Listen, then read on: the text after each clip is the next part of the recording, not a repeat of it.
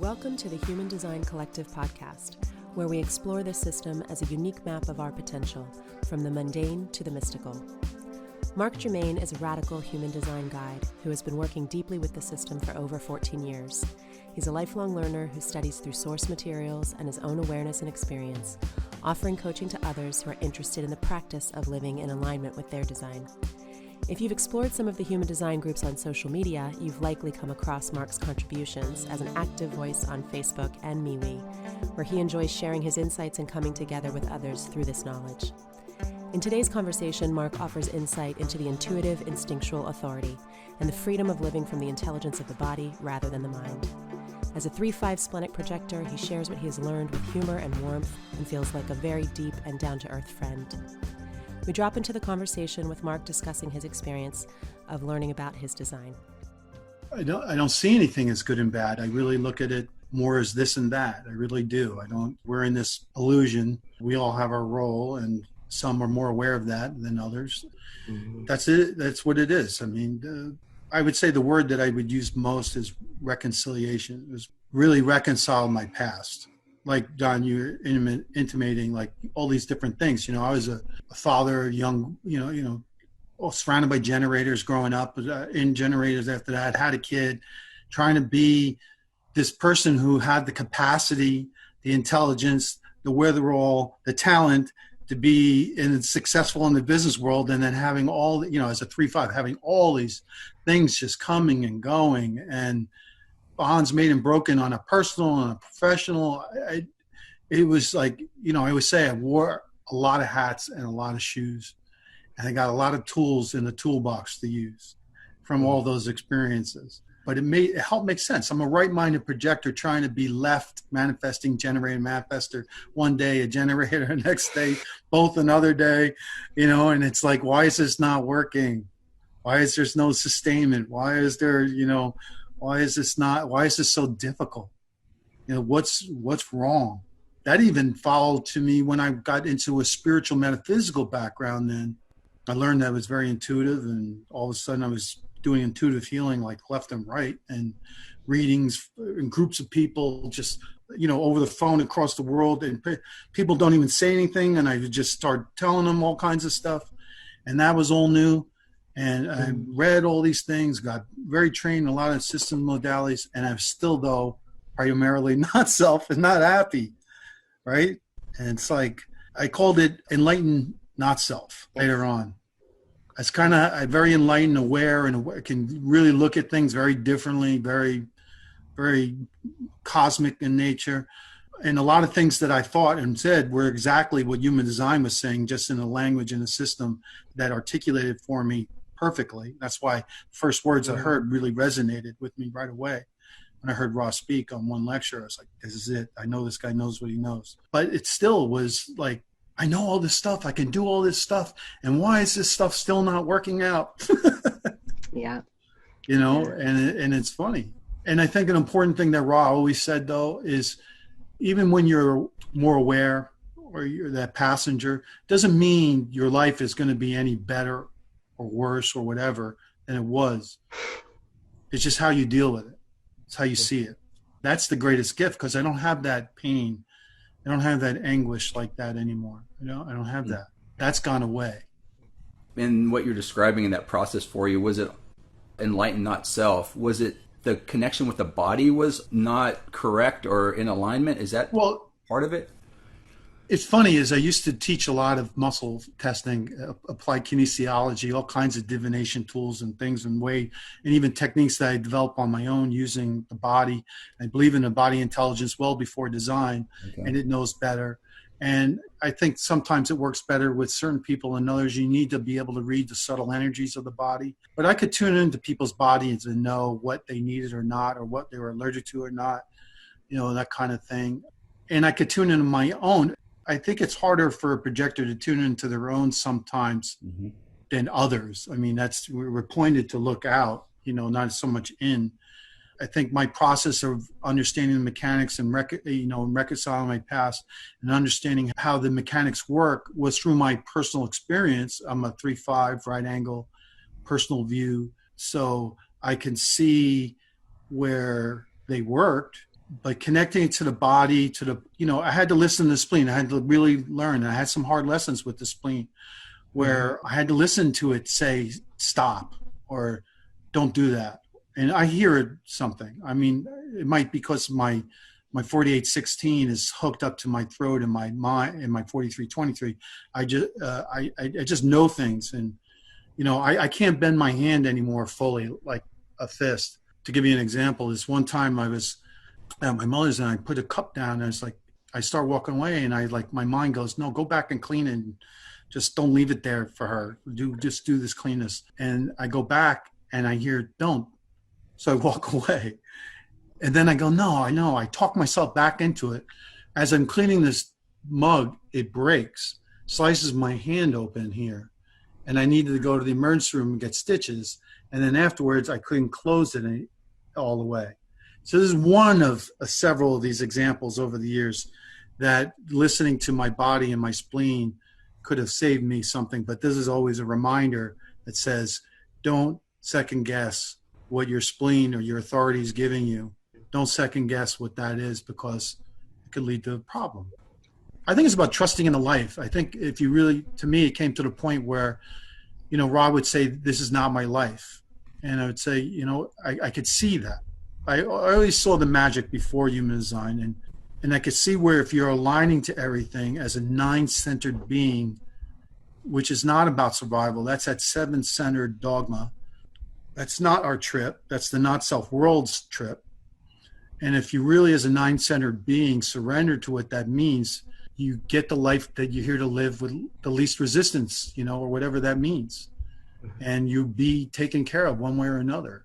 Maybe not to what you want or what you would like, because that's the mind projecting expectation, which are the devil, and really are only a cause for a lot of pain. So I always recommend people to eliminate any expectations about anything, including their experience with human design and what they think they can get out of it, and just let it unfold and see the beauty in it.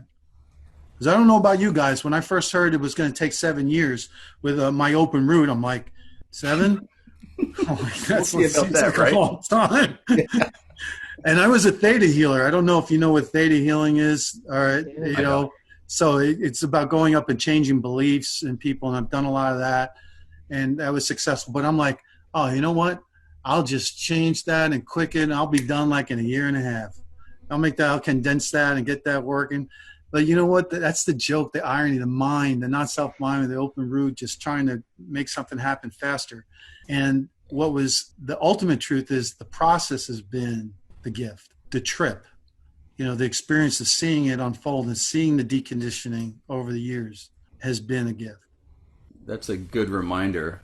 I think we get so focused on what we see as the end goal. This is going to get me something, or if I'm going to arrive somewhere, and that may not be true. You just or it could be better than what you thought also. So, it's about what brings you success, that inner feeling, that signature, that the projector, or if you're a generator, satisfaction, if you're a manifestor, peace, or a reflector, surprise, or whatever it is. There's some debate about the reflectors of what they're feeling in that sense, wonderment, or whatever it may be that they get as their signature. But for me, it's like, does it bring me that success?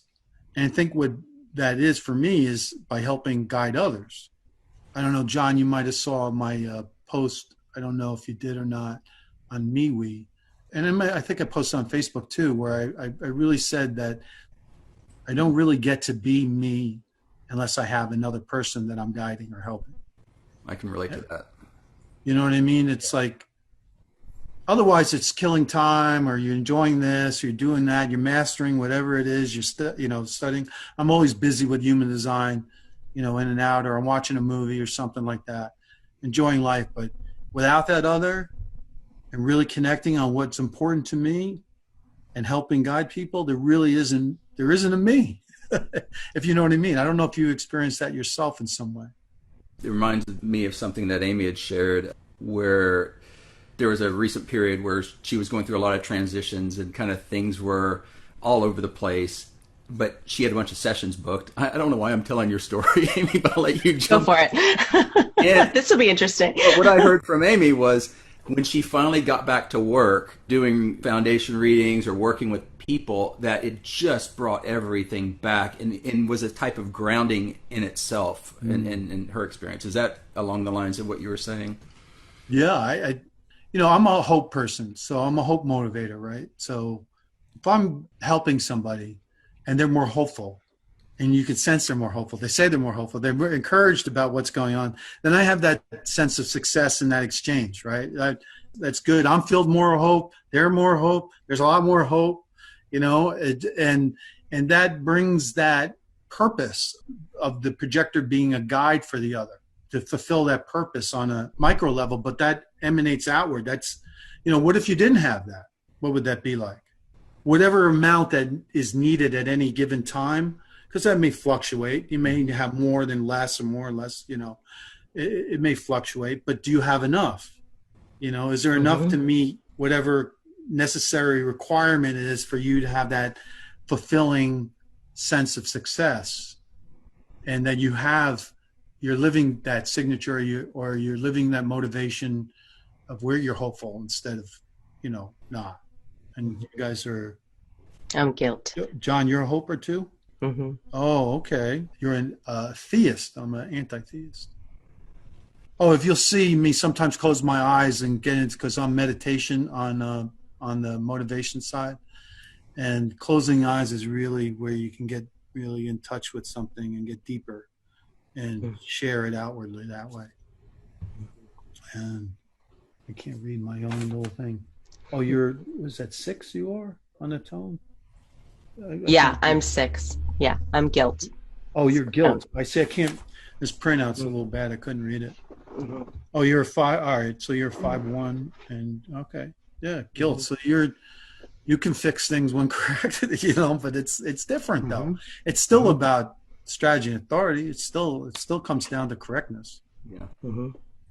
Yeah, I love what you're saying. Though I can think of, when I first started working with human design, I gathered together with a group of projectors and who were close friends of mine. And I had ended up naturally gathering a lot of projectors around me. My birth family was all projectors. And what we discovered was that whenever any of us got too isolated or too much in our own heads looking at ourselves, we'd get really spun out and destabilized.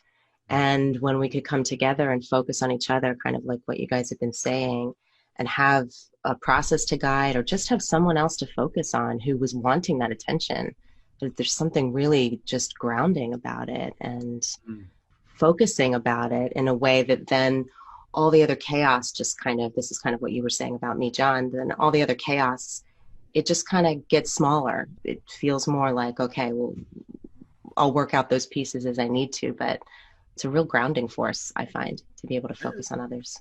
That's a good word to use, a grounding force. It's like your own microclimate that is really conducive to who you are, right? It's like you create your own little space, a space where you could be you in that sense, and everything else goes by the wayside. Yeah, it's kind of nice that way. Because it's not like life is you can go walk in the woods or you can go do this or that. It's not that it's bad or anything. You could talk about stuff that's in the world or whatever. It doesn't have the same weight for me that having a nice conversation like this does. I mean, when you're talking about something that's more in line with what I find captivating or fulfilling, is talking about these kinds of things. You don't get that a lot in the world. And then you have to be able to talk to people at a certain level, especially mechanically maybe, that takes it to another stratosphere in a sense, in order to really, get that exchange. But it can happen on a simple way too. It doesn't have to. Well, we definitely want to talk with you more about the projector experience, because I think you're the first projector guest we've had on the podcast in a while. So we're excited to talk about that. But I feel really drawn to your spleen, because we also I don't think we've talked with anybody who has splenic authority. So for anybody out there who might be curious about what is it like to live with splenic authority as the guiding inner force within you, I'd love to hear about what that experience is like for you. Well, this 2551 who's usually first, and a lot of things just happens that way. Right. That's a good piece too. And it's the matter of fact. It's just the way it happens. It unfolds naturally. But I kind of touched on some of it before. But again, I wasn't very intuitive prior to any knowing what my authority was. It is a small voice. It is a small moment in here that, you know, you can feel it in the body. There's a kind of sensation, a visceral like lightness or tightness in the body, more of the solar plexus area maybe, where you can really feel it, where it would light up or not, you know, where your body kind of moves away or not, goes forward. But I also hear it. So there's things I just hear that say yes to something or no to something. You know, usually it could be either one, but there's more no's than a yes because there's just more things to say no to than there are to say yes to. It's something that you have to pay attention to because it's something that your mind can really easily overpower. The mind also will look for reasons. So even if you get a splenic hit and you have that intuitive hit that says to do something or not do something, the mind will want, potentially early on, I can speak from my own process, you know, your mind wants to like find a reason, and it'll have this little back and forth discussion as to the merits of what this intuitive hit is giving you. It's like mental ping pong. It capitulates back and forth. And it's about just trusting, learning how to trust that initial hit no matter what, and not needing a reason. That's a big point that I stress. It doesn't matter what my spleen says. I don't care. Don't care. Literally don't care. I just do it. I've learned to trust. And I just know that whatever mental reason I can think, even why after the fact, it doesn't mean it's even accurate, why that may have happened. I can see the pattern in it, or why it was serendipitous, or why it was good, or why that. It doesn't even matter, because that might not even be told the total picture, because the spleen just, it's, you know, it's part of on the logic side, and you're looking, and that's how I'm hooked up. And it's about patterns in the, you know, in the future, and it's about physical well-being and about instinct, you know, survival and physical survival in your environment. My finger, and there's a couple other stories with that. I did have one time I was skating in Santa Monica when I lived in California. I was going really fast up and down the trail along the beach, and all of a sudden I heard slow down.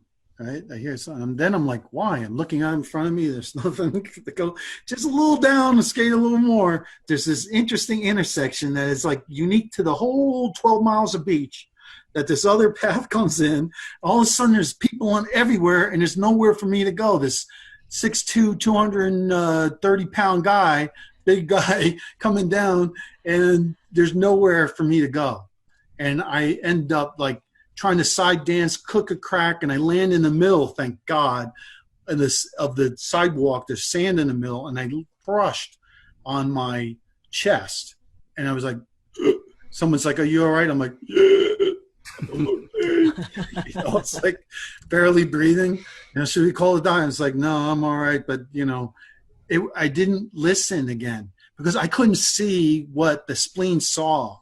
It's in the future. We'll break a pattern just to illuminate an issue that is coming your way, if that makes sense. And so instead of like arguing, why am I need to slow down? There's nothing there. I should have just slowed down.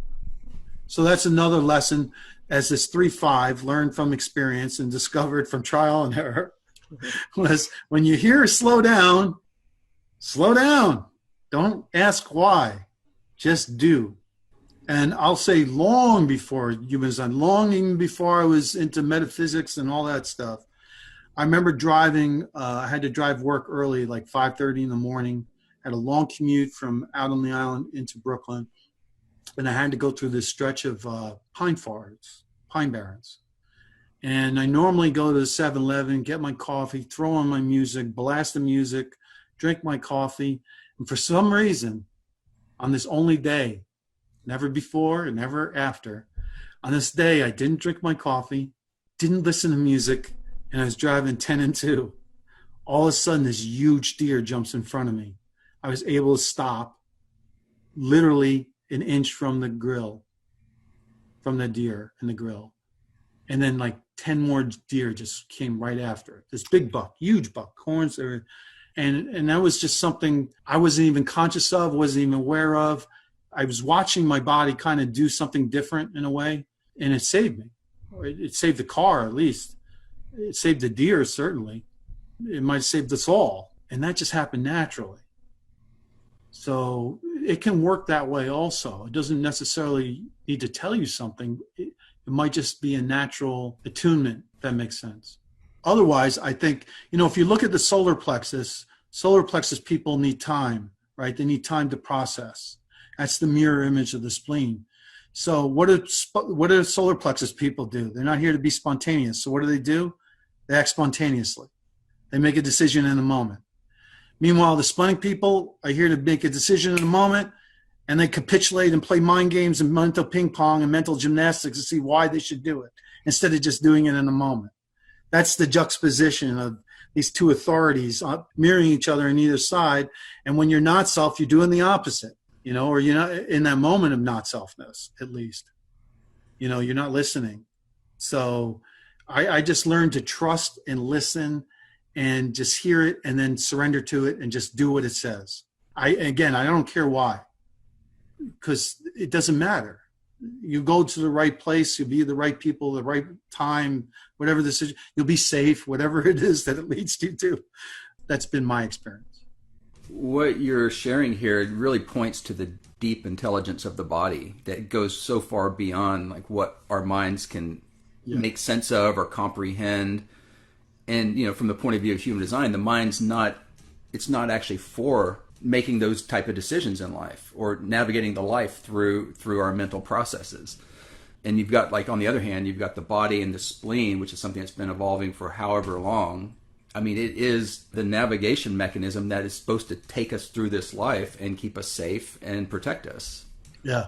Obviously, anyone who has it defined has a consistency in that. And when you're undefined or open, you have an inconsistency. But it doesn't mean it's not there. It's just not one's authority. It's not something that's consistent on there. So there's a difference. It's a nuance. Being splenic and right in the moment, I often hear it like, no, don't do that, or no, not doing it would be, it's almost like I hear an opposite sometimes. It's like, not doing it would be a mistake. It's like, it's weird how that is. It's like, it just is a funny thing, but I just trust, I can just hear it. And, and I'm a knower too. So depending on certain things I hear, I just know things about people, other things in life. I just hear it. I just know it. You say a question, I can hear the answer. Like when I'm working with a generator, if I hear them I can hear them going to their mind before their gut. I can just sense it. I feel it. I know it. It's just there. Just part of just how I can know it. And I work with people like that, and I could just know you went to your mind first. I don't know how I segued into that, but that's something I always find interesting. It's kind of splenic, but it's in the moment, it's the now, and it's being able to judge something in a way that you see in that frame, whether you hear it or not. I don't know, at least for me, that's how I'm wired. You're giving us such great examples of the raw splenic intelligence of the body. And I love the example you're giving of when it can happen without even your conscious interaction with it, like the story with the deer. I'm wondering about the aspect of the spleen that also has to do with security and with relationship, how you experience that play out in terms of bonding or relationship.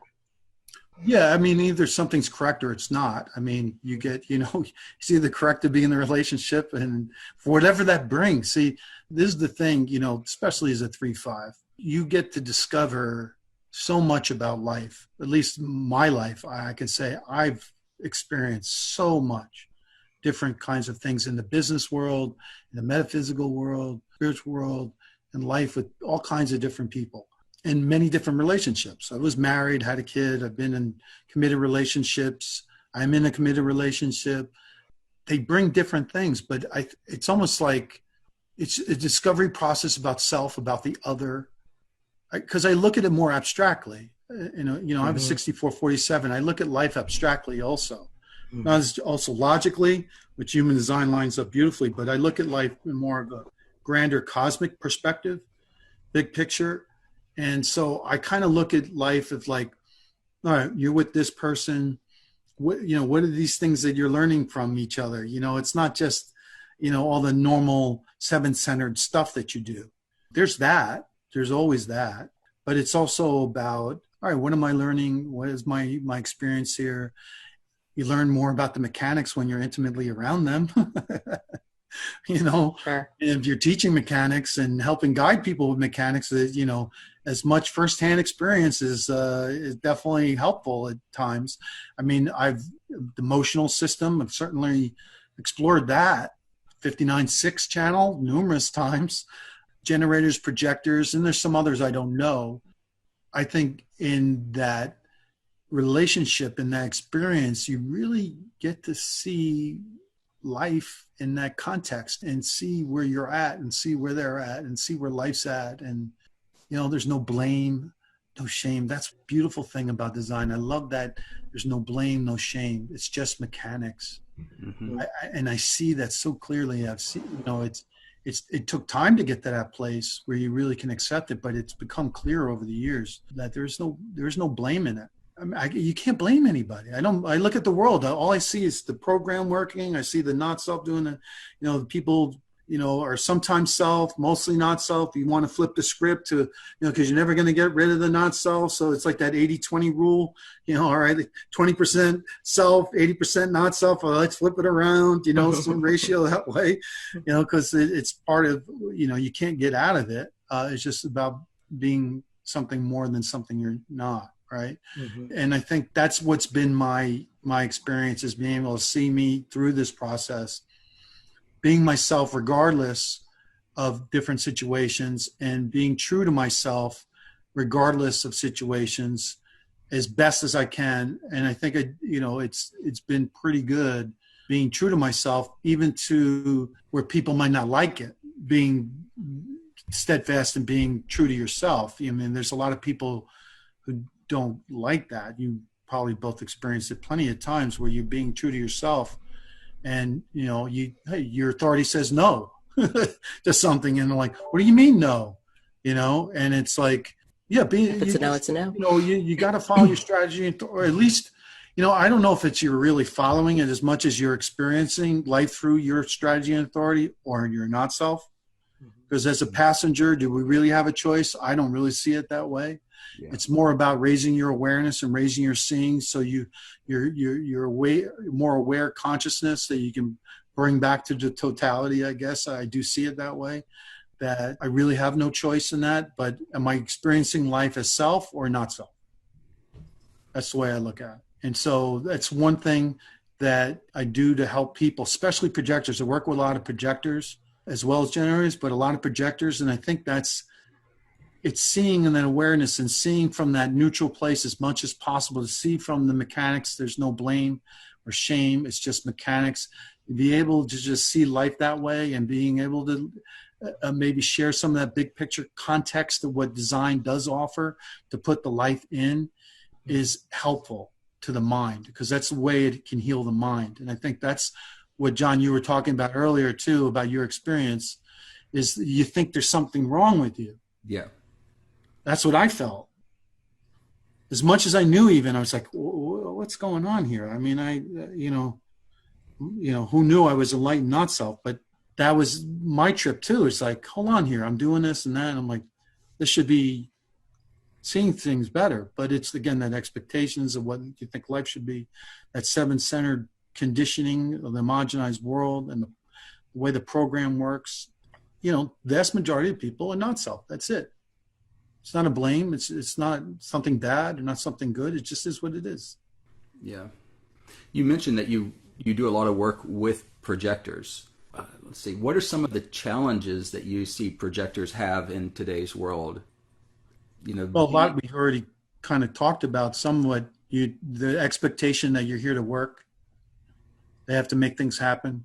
That most of the people around you won't know HD, so even if you're learning HD, or you're becoming more fluent and understanding what it means to live that actual life around other people who don't get it. A lot of people are afraid of change, so they They fear change in the other, really. What does that mean to them and their relationship to that other? So they don't like it. And you have to deal with that. So it's really about whether in your process where it's time that it's correct to commit to being that. And I was sharing that in a post earlier today. It's kind of like for projectors, it's such a radical approach that, Ra had said, you for a projector, you really have to be radical. There's no half projectors. I always tell people on human design pages on Facebook, everyone's born with a design. It doesn't mean they're living their design, or they're living the traits of their design. It doesn't mean they're living correctly as a generator, as a projector, as a manifester. They have a design of one. There's the potential of it. It shows up sometimes so that when they hear what it is to be one, they could say, yeah, that's true. That worked. Right. I remember being recognized, invited to things, and I got a lot of success. And most of the other times when it didn't happen, I tried to make it happen. There's no energy. I ended up quitting or whatever it may be. There was no success. There was a lot of failure. And so for projectors, they have to understand that they're just a very different type of person. And it's okay. We have a specific role. We're here to guide. We're here to, not do like a generator or make things happen like a manifester, but we can work somewhat at times when invited and correct like a generator, or we can manifest correct when invited to produce something when it's correct, but it's not about initiating it out of the mind.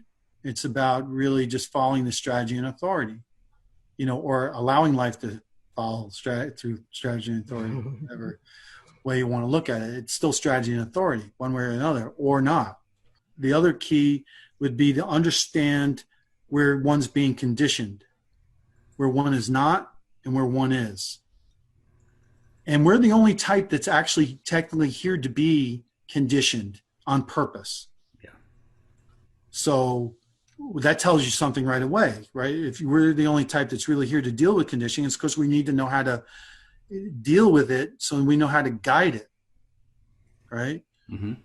I'm a 3/5, so I learned a lot of things that were not correct to do in this life for a projector, a right-minded projector, trying to be a left life, trying to make things happen again. It's just like the experiential way, from the 41 to the 30 to the 36 to the 35, everyone says, oh, if we do this, and this, we'll get this. And then gate 30, the gate of fates, you have 30? So I have a 30. 30 line 3, so it matches good with my third line profile. Resignation is what it is. But when you're trying to do something and it doesn't work out, and life throws you a deviation to your thought process of how it should work, the way the world says it should work, and it doesn't, it's like you think something's wrong with you. And I can't stress this enough to people that we really are in a dense maya of conditioning, program. And if anyone's listening, and you have the Godhead program, which is quarter by quarter, I highly recommend that, just to see from a macro level how we're being conditioned and why you could see then mechanically from a bigger construct why all these people are doing what they're doing. And then on a micro level, individual on the surface area, surface mechanics, individually in groups, in the WA, the penta consciousness, all that, really, all these things bombard us, sleeping, all these things that bombard us to be something we're not. So I would say for a projector, they need to be aware of all these conditionings. And most importantly, too, is where they're here to be recognized for. Their channels, their definition. Also the areas of where they go to school and where they can be wise about life and their openness. But I would say, so where the strengths and weaknesses are. Find your yin and yang. I think that can help really put the projector mindset in a way that can help it see, because we need the details. We need to know how it works. I mean, we're the intellectual types. Sorry, everyone else. That's what Rod's words, but I agree with him. Not that there aren't any intellectual generators or manifestors. Of course there are. It's just that we are here to study. We're here to look at the detail. We are here to understand nuance, whatever context that may be. So if we're here talking about human design and life and living life as a projector, we need the details. We need the detail so we could see it in the other. We could see it. Like myself, I see it in myself, but I use what I see in myself not to look at myself, but to reinforce my truth so that I can see, well, I've seen the mechanics work in my own life. I've seen them work with them. I've seen them work with her. They work. Now you just have to see that they work or not. So that's what I would say is for projectors to really understand their conditioning, understanding who they are, where their definition is, and also, most importantly, is their distraction and their transference. Know what their view is, to know what their motivation is. And even the other side, just knowing how you digest life, not just food in your PHS, how you take in life best, as a metaphor, and also the environment could be broken down also metaphorically also. So even if it's something that's not happening in a particular place, you can look at it from that place. So I would say if you understand the 4 transformations, at least from that kind of construct, that could be beneficial. But certainly I would say view, perspective, and motivation in terms of distraction and transference, how you see. Again, it's how you see and how you not see. The duality, you're conditioned, you're not conditioned. I don't know if that rings true for you, if you would agree on that or add stuff or subtract. No, I think it's been hugely important to me. I love what you're saying about how, some teachers have said we're here as projectors to become masters of conditioning. And like you're saying, a huge part of our learning in life and a huge part of how we can be aware, deeply aware of others is because of the depth to which we are conditioned by the people around us. So that was a huge shift for me to see that as a gift and not a deficit in my life. Mm-hmm. I think it's that shifting of that mindset too, to see it, because when you first learn you're a projector, there's also, oh, great, but then there's like, a lot of projectors like, oh shit, I'm a projector. This sucks. Mm-hmm. Yep. Yep. What does that mean? This really sucks in a way. Mm-hmm. So I think by educating the mind, that's how, Ross said, you follow your strategy and authority, but if you really want to heal the mind, it's through learning, it's through understanding these things. Mm-hmm. And for a projector, they're here for their mind. They're here for their guidance. They're here to direct and guide. They're not here, the irony, I'm a 5th line body. I mean, I'm a big guy, strong. I used to lift. I mean, the irony, but I'm not here for that, so I'm here for this. That's the joke. So when people see me, they're a big guy, but it's like, that's the irony, the mind, you always live in the irony. That's the one way to help you navigate life. And that is another code. We're talking about the human experiential way. I don't know if you guys are familiar with, I think it was in the format lectures too, this came up, which are highly, very recommended out there, people. The format lectures are great lectures. Well, it's funny, talking about relationships. I was in a relationship with somebody and she said, this is my metaphysical years. And she goes, I don't know why, but I'm always competitive around you. It is a direct quote, and it's true. You don't have to be doing anything. It just happens. Just there. That ego. 2551, right, John? Oh yeah, I've done martial arts for about 20 years, and one of the things I noticed doing martial arts, it was jiu-jitsu, is I'd be training like at a certain intensity, want to kind of keep things chill. I'm tired, I'm a projector, I don't want to go too hard. And guys would come at me and they would escalate and come at me hard and strong, and I would be like, what am I doing to bring this on? I'm not asking for this. But it's just like you're saying, it's mechanics. It actually became a big theme, is like, how do I keep things cool and kind of de-escalate, because these guys are going to come at me strong. Yeah, totally agree. The distorted 2551 can be overly competitive, or an ego could be too egoic. So, there's definitely an unhealthy defined ego. But there is a certain level of swag or confidence or something that may, you can get. It's definitely a different frequency, than an undefined or open ego they just don't have that.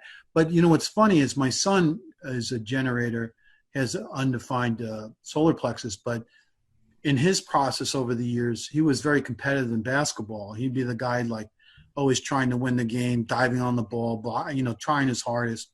And now, and he is a right environment, and it's kind of like, over the years trying to just instill in him just to relax, and not be as competitive.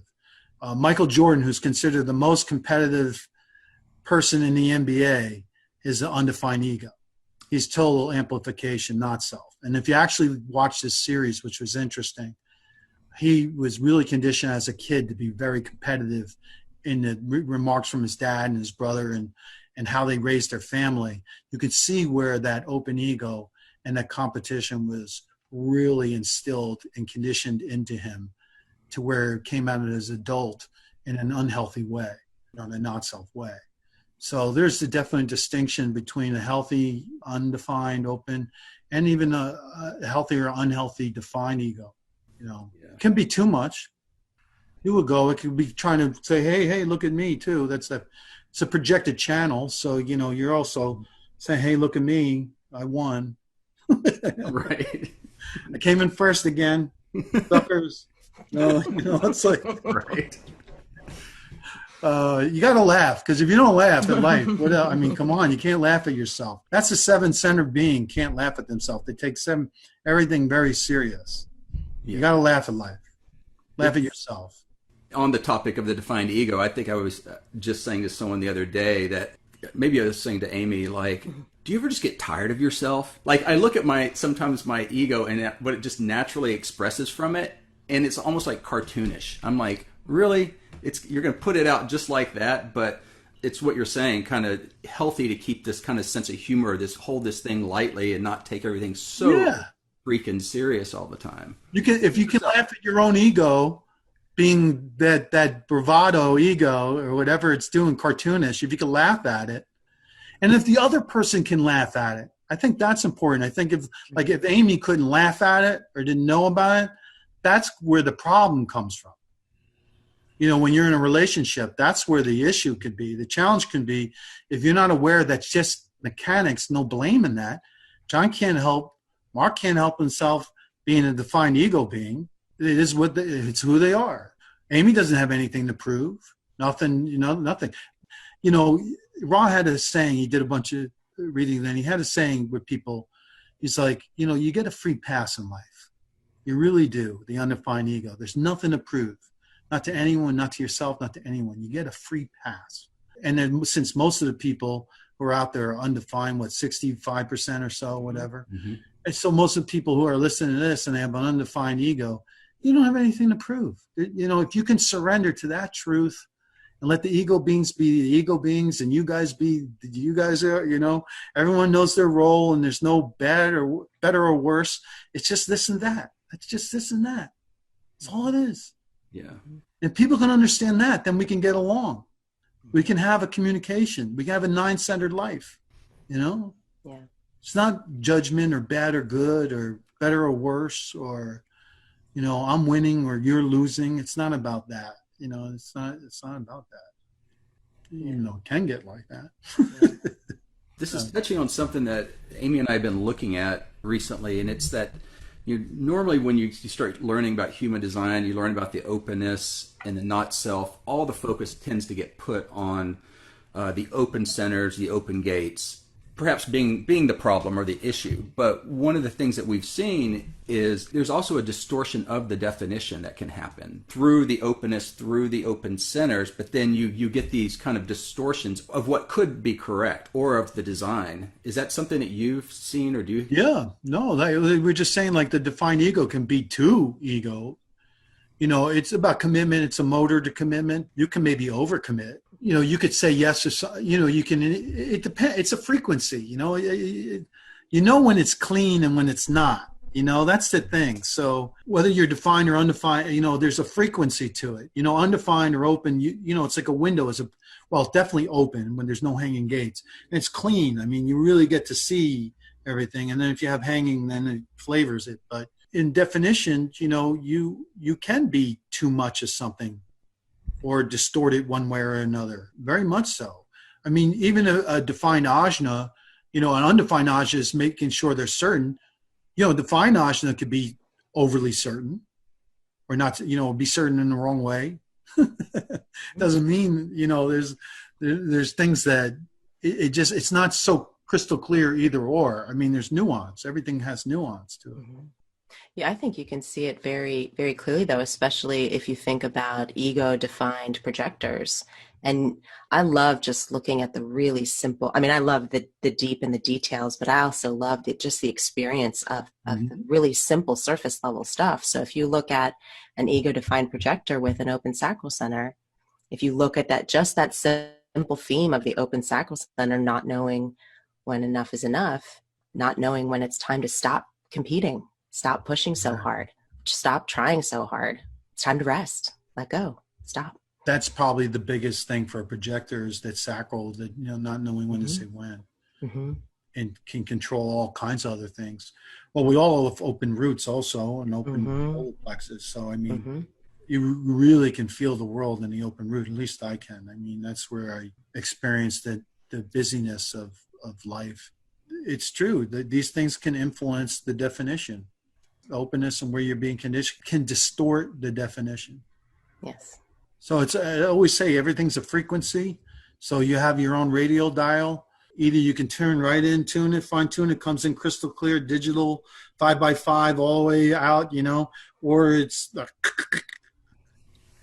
so it is what it is. And I think with time you get more refined, but it doesn't mean there's situations and environments and peoples and places that might impact you in a not self way, no matter how self you are. Because if you're in a group, in a penta or in a wa situation, you lose some of yourself automatically anyway. You're doing things that you wouldn't normally do. That's another context that I think people don't look at as much. Maybe they're not as aware to look at as much, how much influence the penta or the wa have on your individual behavior. Yeah. And how much lack of control you have over being yourself, how much you lose yourself. Like when people say in a group, I would never do that. Well, you wouldn't probably do it alone, but in a group, you get that group mentality or whatever that wa represented energetically, and it made you do something you normally wouldn't do. And you see it in the news all the time. So that's where you can get distorted too.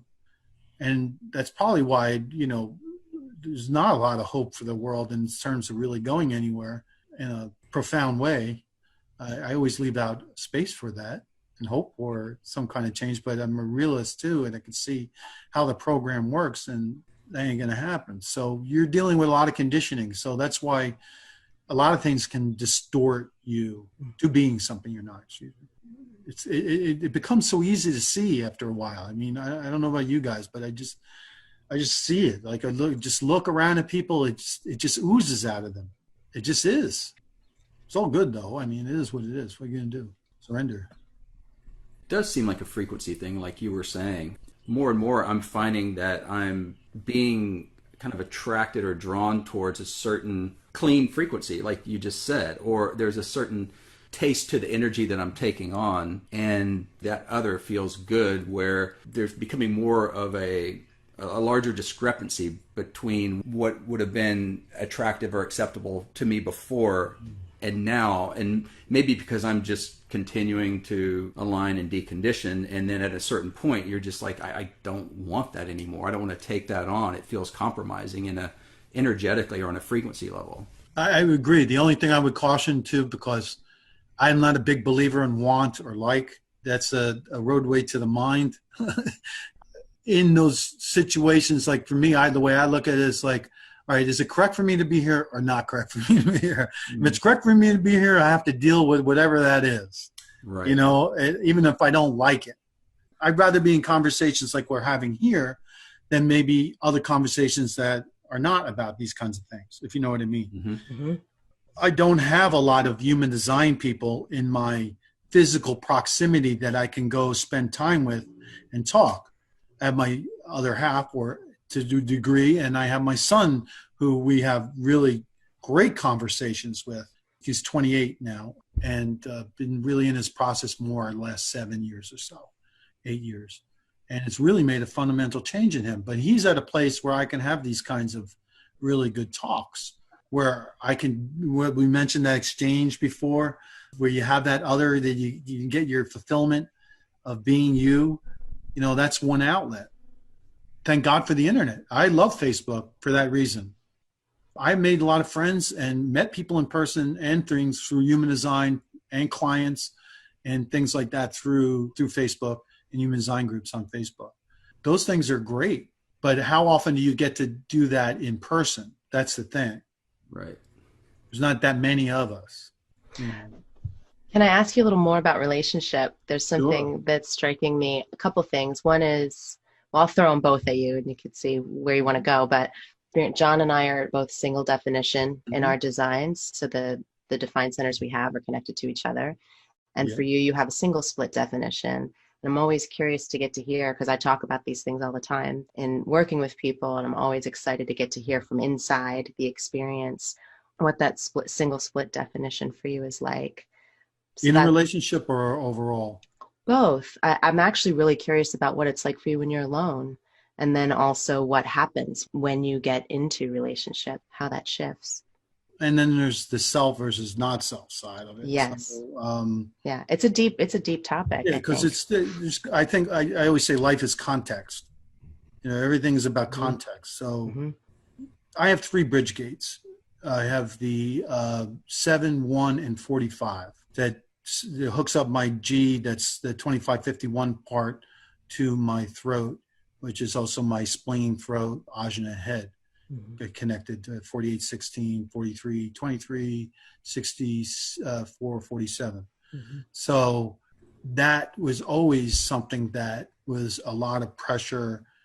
The first gate, looking at this, if I only had a role where I could be a voice of influence, you know, where I could be the leader that can make an impact and guide others. The first gate, with gate 8, I have the gate of contribution.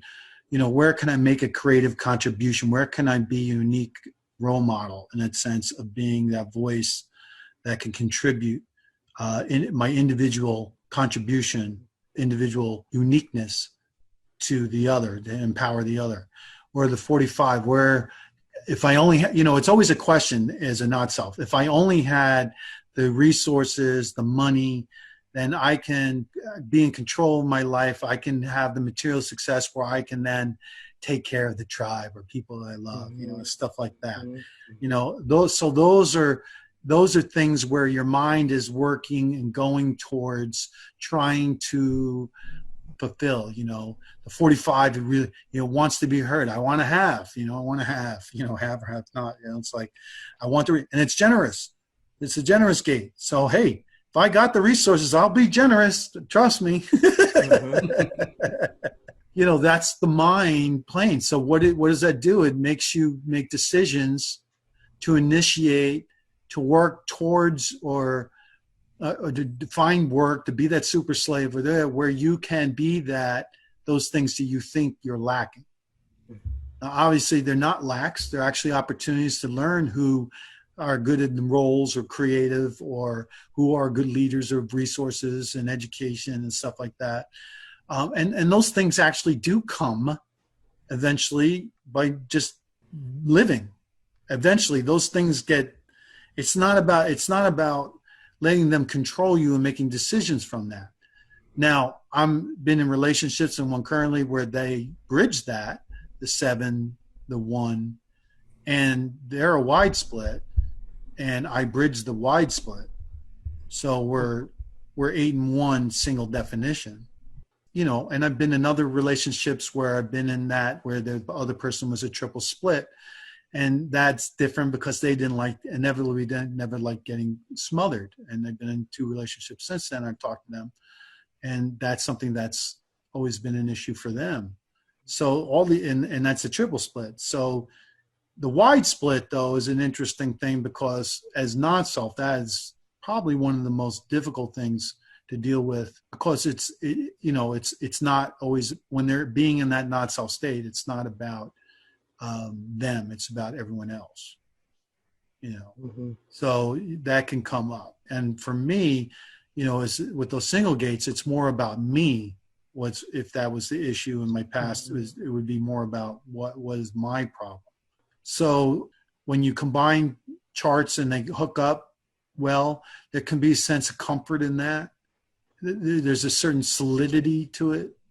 There's a certain wholeness to it, whatever that may be in anyone's unique situation. because they are different and how that gets expressed. It depends on where people are at in their process. It certainly made a difference for me being more aware than when I wasn't. So that to me is, important context to also see a life in. Mm-hmm. And also, if it's correct to enter in that relationship, it is what it is. It may not be the picket fence with the house and, that whole dream world of all of whatever that is that the world puts out there as a goal for people to do in a relationship. I tried to live that goal. And, as I said, that was not something that was for me. I mean, it just wasn't. Hasn't been something for me in that way, like it does for a lot of people I know personally, really grew up with or friends with back in the day.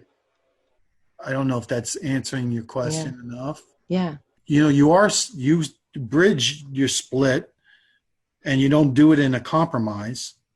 So, I don't know what your experience is with, two single definitions are great being apart and, being separate. You don't necessarily need the other versus then you come together, but you come together in a way that is bridging your, into this one flow of beingness. You always create a third person. So, what's that third person like? Mm-hmm, mm-hmm. Well, I kind of feel like that's the biggest gift of human design in terms of relationship, where we all get fed so much about what the ideal relationship is or what a good relationship is about. And it's fascinating to me to get to see each of us as individuals are this unique, never before seen creature. And then you get a relationship together and it's this third entity, which is also this unique, never before seen creature. And if we're trying to impose on both ourselves and the relationship entity that there's some way it's supposed to be, and if we just try hard enough, we can force it into some kind of shape or form, we never get to discover or actually see the unique thing that it is. I mean, it's bizarre. It's like going in and shoveling a bunch of stuff on top of something before you even know what it is. Yeah, it's I think that's that expectations that, yes. If you let go of any expectations, it always frees the mind because you're always setting yourself up for some kind of mental dilemma because it's never going to meet what you think it should be. Yes. And we've been trained and conditioned to think things should look a certain way. Mm-hmm. And when they don't, we go, why? What's wrong with me? What's wrong with us? Right. What's wrong with us? Yeah. No, but we the split, have to understand the mechanics.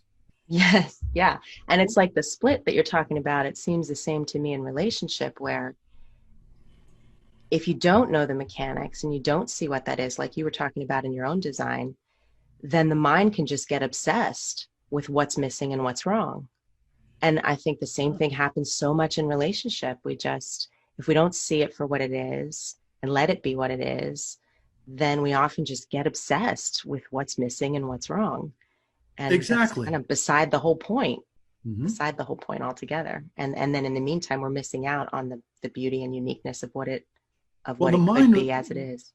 The mind will always do its thing. You're never going to escape mind. No matter how self you are, mind's still going to bop, bop, bop, bop, bop, as Rock Holden, the petty tyrant, right? The mind's the petty tyrant. Right. My son gave it his name, Jackie Childs from Seinfeld. The lawyer from Seinfeld, I don't know. He hears him now. And he's like, yeah, I gave him a name because I don't want to listen to him. He wanted to listen to his gut. But, our mind will always do these things, even when we're self. But it's about, are you acting on that? Yes. Do you see it for what it is? Can you laugh at it? That's the thing. I think if you can, where any relationship would struggle, whether it's with oneself or with another, is their inability to laugh or taking it too serious. And I say that it's probably easy to say now because of what I know, what I've experienced. And if you're new to it or you haven't been exposed to it, it's easier said than done. But at least this is the one thing that when I was an intuitive, I was even saying just before design, when I got introduced to design, it's like, I loved helping people, but I wish there was some tangible thing I can give them. So I didn't, I wouldn't have to just say stuff and they have to rely on me when I'm saying, sharing my, what turns out my outer authority, whatever's coming out of me. Right. And it was great stuff and everything, but I wish there was something tangible. Well, then you got a chart. Yeah. You got your mechanics. You got a way now to reconcile everything and to see things for what they are, learn about it, laugh at it, no blame, no shame, just, to be gentle and kind to yourself as much. Even though I don't have the 57th gate, I got to learn just to be nice and kind to myself, the gentle, I got to, because life is too serious out there. And this is the beauty of this knowledge. And to live this knowledge is just to accept what is, I have 30 line 3, which is the gate of resignation. And Ross said, this is what I was getting at. See, it comes back. To really protect one's spirit, he said, if you're living your life correctly, strategy and authority, according to, your type and everything, you're listening to your authority and you're following, that's what's going on. One way to protect your spirit is you take all the gates of the 30th gate, all the lines of the 30th gate, and for each line, you can, if you don't have it, if you have it, you can do that line too, but it matches up with your profile. So as a 3, it's resignation for me, right? So it's very important to be resigned, to accept what is. It is what it is. And we live on a 3rd line plane, so everyone can benefit from that level of acceptance.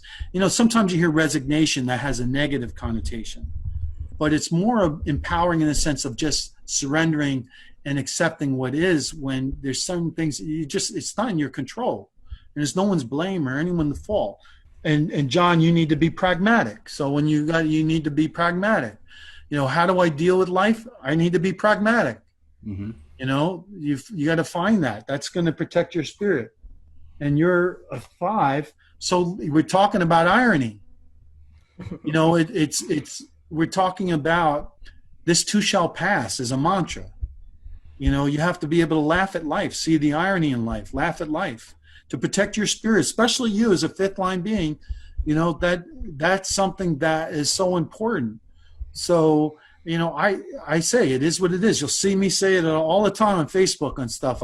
It is what it is. And it's not just me saying it to say it. It's just, I truly believe it. I mean, I experience it. It's, I guess you can fake it till you make it, but I guess, but it's really about taking that in. Now, it might not work as much with somebody who's just new or not really following their mechanics, their strategy and authority, and living out their type, what's correct. He kind of made that emphasis, and I could see where that can come into play.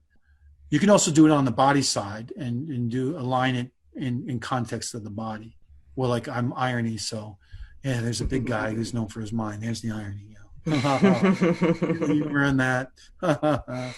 Okay, but it's something that can really be beneficial to protect one's spirit, because we are in a world that's bombarded by all kinds of stuff. And any little key or little keynote or little thing that's in the mechanics that you can bring to accentuate frees the mind and gives, heals the mind. That's what it's doing. Yeah. I just looked up my the 4th line, and there it's burnout. It's a 2-4. Oh, so you got to kind of be on your body. You got to be careful, on how you let out things in your body wise. Yeah. Yeah. And a 1 is that's what we were referring to earlier. That you got to be mindful of that, especially for you.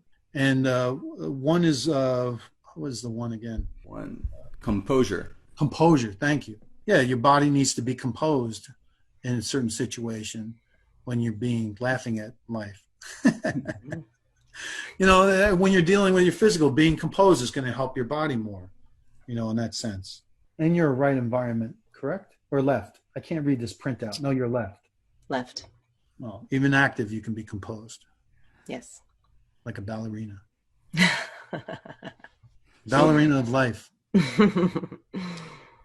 On this this theme of taking things so serious, I'm wondering how you're looking at the current world situation right now, and as we're moving closer to 2027 in the last 7-year cycle. To me, it seems like there's this constant human orientation or drive towards basically controlling everything, controlling the environment, overcoming nature. We're going to be able to manipulate, control everything when history suggests otherwise. How do you see our current situation in light of what we've been talking about? Well, I mean, you see the breakdown of this period of time right now, where the cross of planning is starting to break down. We also have two crosses, a cross of Maya also, but it doesn't always get expressed. But we're in a first line theme right now, background frequency. So there's a rise in fundamentalism. You can see that everywhere. There's the breakdown of institutions, so you can see that going on. We're going towards a more individualized background frequency of the sixth line. There's going to be many role models for that. I don't see the world, I see the world as staying not self. So anything that we're looking at in the not self, seven-centered, homogenized context for the most part. That's what's going to dominate the world. It's a not self emotional generator world, or not self manifesting generator world, or whatever that is. So I don't see enlightened selfishness. I'm just see selfishness. Now, that doesn't mean there might be pockets of people that can live correctly in a nine-centered way. I could see that as something potentially happening. How long does that take? What does this timeline look like, and how much transition? Because things take time. The cross of planning people are going to be there until the day before whatever the last person is born with the cross of planning, or whenever the last person who dies is really the most relevant part, will hold that frequency. And that could be 100 years or so, where that still is part of the background frequency of holding this illusion in place. So, I see more selfishness. And that's the gate that's coming in, 55-6, that spirit. We're dealing, everyone likes to, I say everyone, I shouldn't say everyone because that's improper. I said there's a great tendency, even in people in design or new design, and they look at the world, they see someone famous, they see somebody or a projector or somebody's doing good, and they assume that they're self. And I would surmise that just about everyone is not self. I mean, there would have to be some kind of serendipity and luck to be raised as self in a world of conditioning, especially as a projector, to be self. I don't see that as something there. I mean, they can have maybe jobs that have success, but are they making mental decisions? Are they doing other things? Are they in distraction? Are they in transference? All these other ways of looking at the life. I don't see people living authentically after the shift unless they have some serendipity, or they have the tools of like what human design can give, because it gives a roadmap, a way of doing that. But again, it's one individual at a time. It's not like you can go on Oprah and blast this out and it's going to change everybody. Yeah. It's why you never seen anybody talking about human design on Oprah. That could have been a potential, but it's so far removed. The idea of no choice, the idea of all the things, the mechanics, all these things that are part of this larger context to see the mechanics in, because people get lost on the surface and they limit themselves to the surface without putting the context of the surface in there.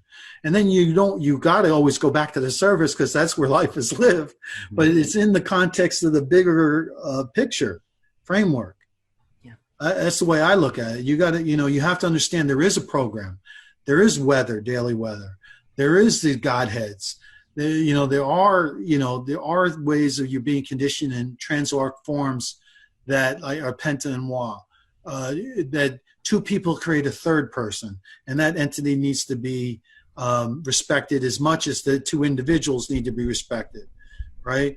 So this is like very freakish stuff, right, Amy? We're freaks.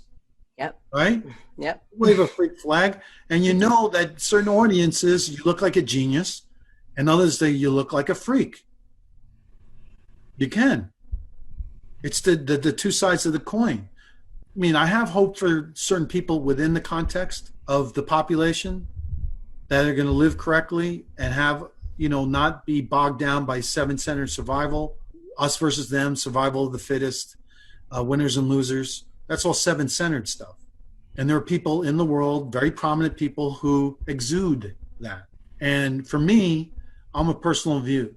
So my distraction's power. My bugaboo is politics.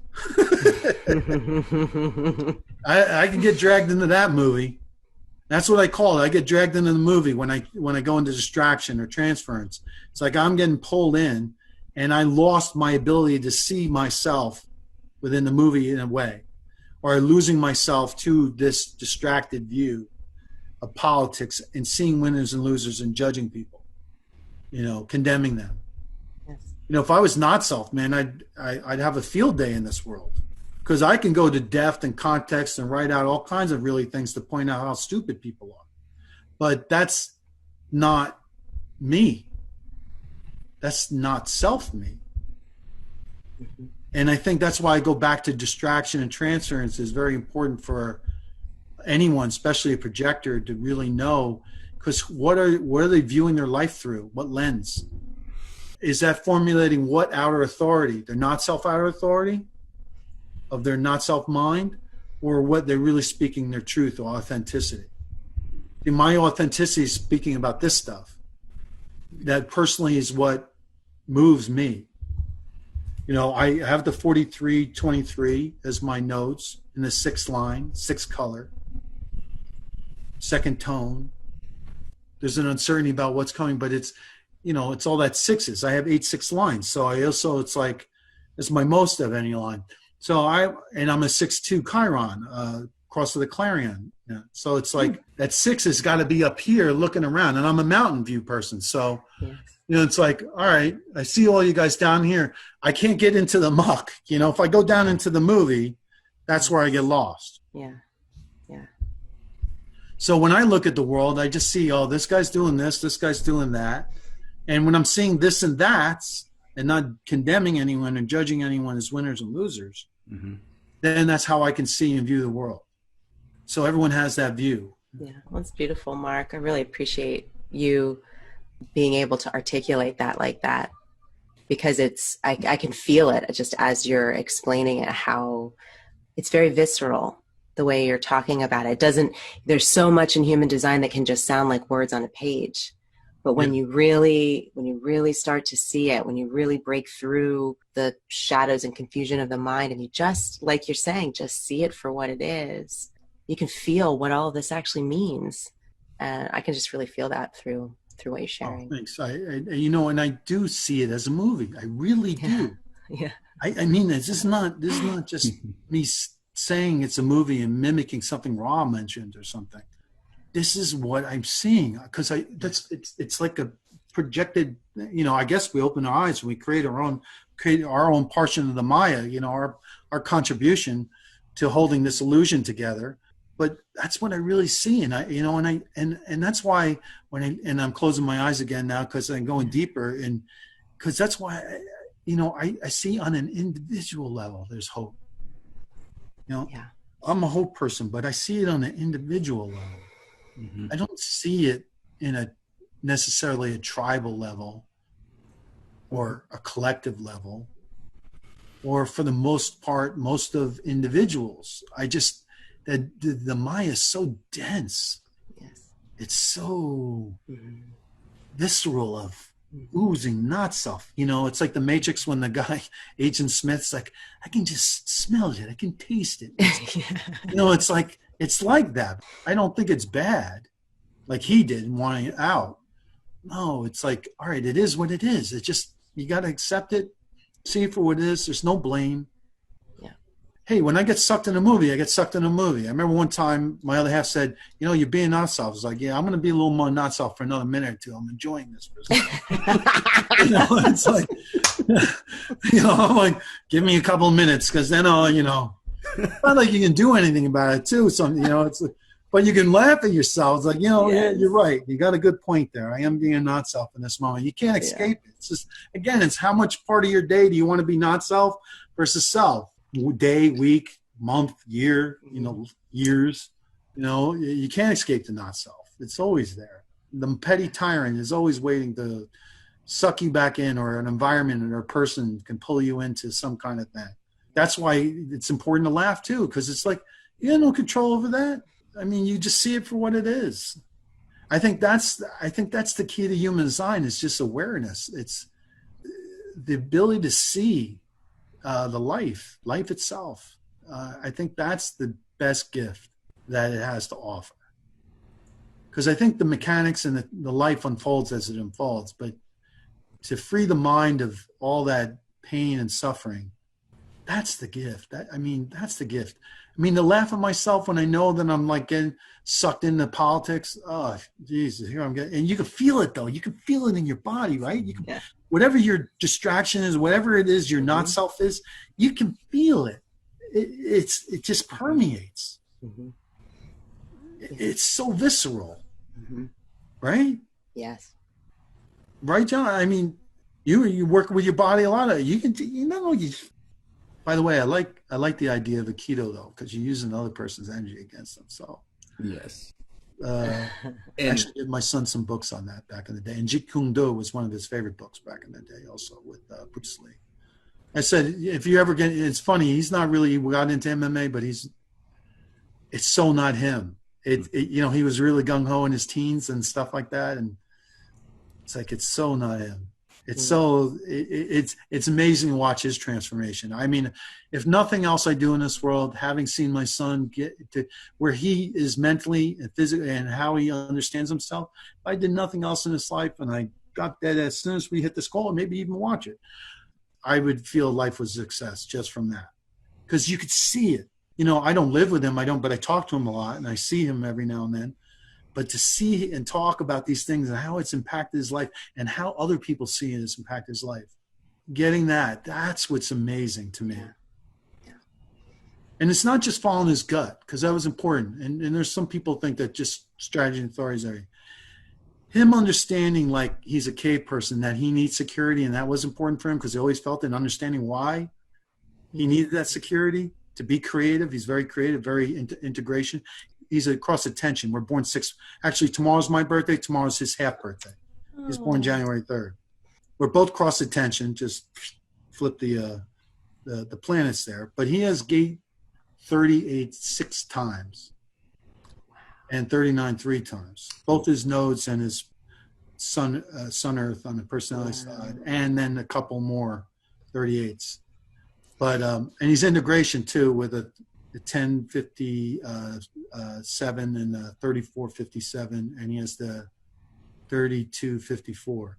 I just love seeing that. So I know it works. I see on a regular basis, as opposed to clients like my colon back, and you get moments of progress here and there you could see, but having someone you could see it evolve in that intimately is amazing to watch.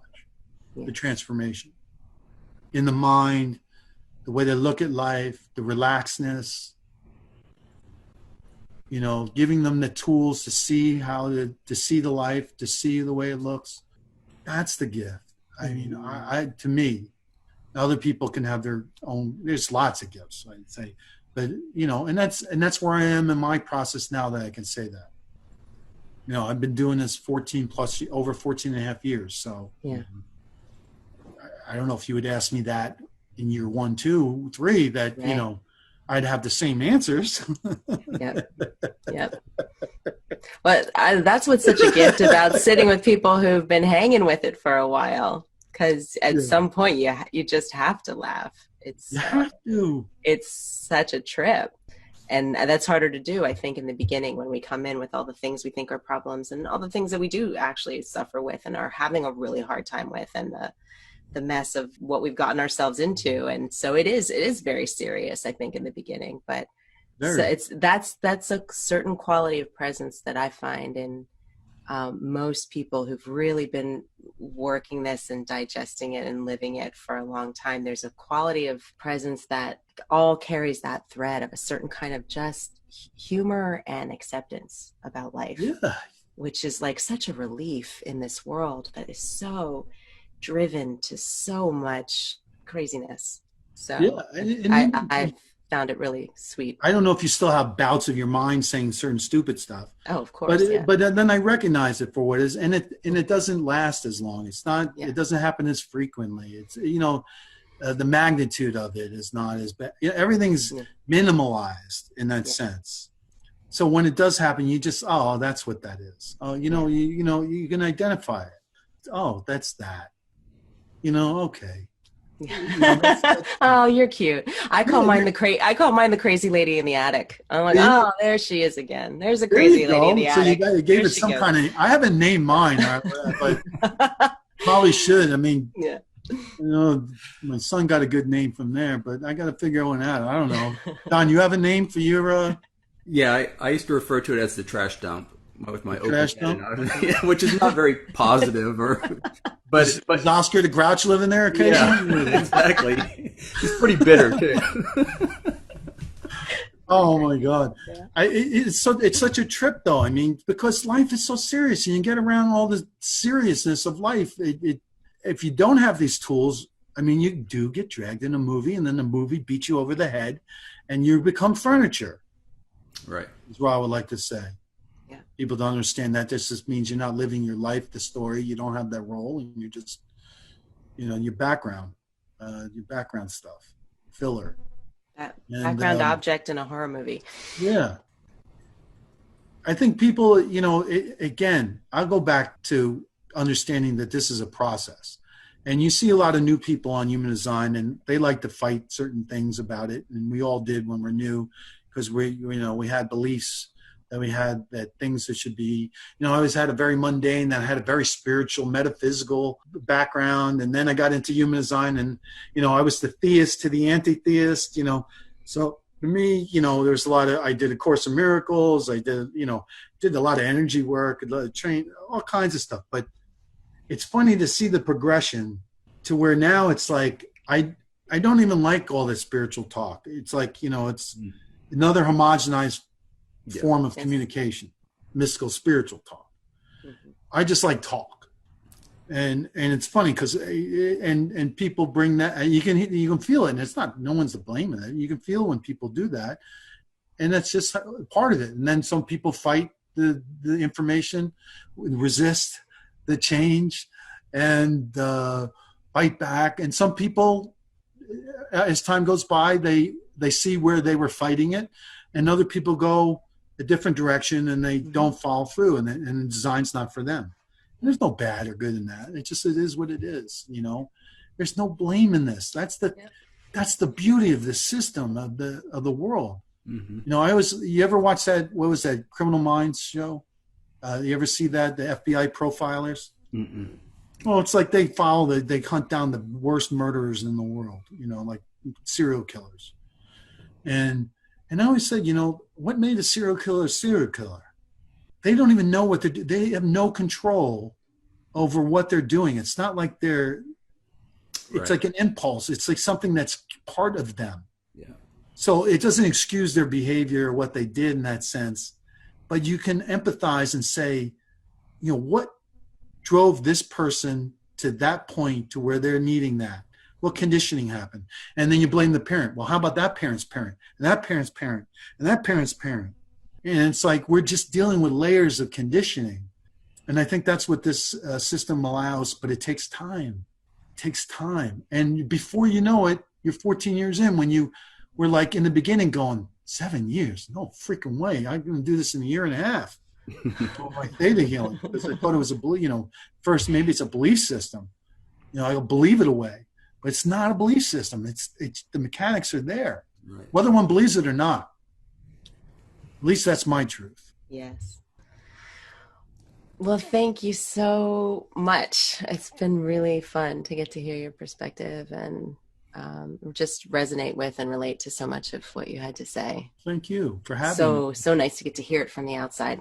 Well, thank you for here. Yeah, and that's another thing. Things get lost, like you said, in like writing words in Facebook. It's a little different than expressing them, articulating them outwardly. So I appreciate it. I really thank you both for having me. It's been a pleasure. Again, anytime I get a chance to exchange like this, it's a success. That's what I feel. That's what I feel. In me right now, I feel success, and I have more hope about life. You know what I mean? I don't know, John. That's that's what it gives to me. I feel too. Yeah.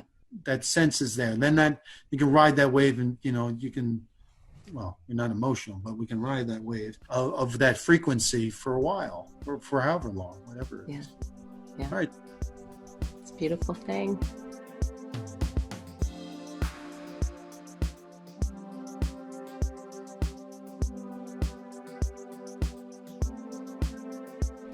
Thank you for listening to the Human Design Collective podcast.